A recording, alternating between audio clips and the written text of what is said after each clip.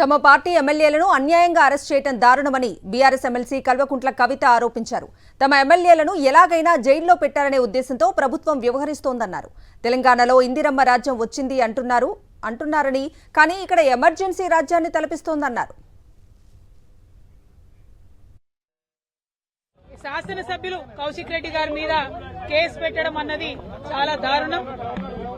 అది కూడా సెక్షన్లు పొద్దున్నుండి ఇప్పుడొకటి రేపొకటి అన్నట్టు అర్ధగంటకు ఒక సెక్షన్ మార్చుకుంటూ పొద్దున్న 10కి అరెస్ట్ చేసిన కౌశిక్ రెడ్డి గారిని ఇప్పటి వరకు కూడా రిమాండ్ తీసుకెళ్లకపోవడం అన్నది డెఫినెట్ గా అన్యాయం.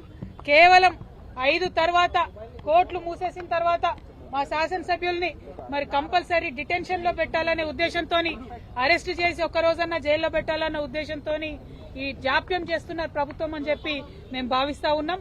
మరి వారిని చూడడానికి వెళ్లిన మా సీనియర్ శాసనసభ్యులందరినీ కూడా ఇవాళ జగదీశ్వర్ రెడ్డి గారిని కావచ్చు, హరీష్ అన్నన్ కావచ్చు, మరి ఇంకా చాలా మంది శాసనసభ్యులు, వివేకన్న గారు, అట్లానే మా సంజయ్ అందరినీ కూడా అరెస్ట్ చేయడం చాలా దారుణం.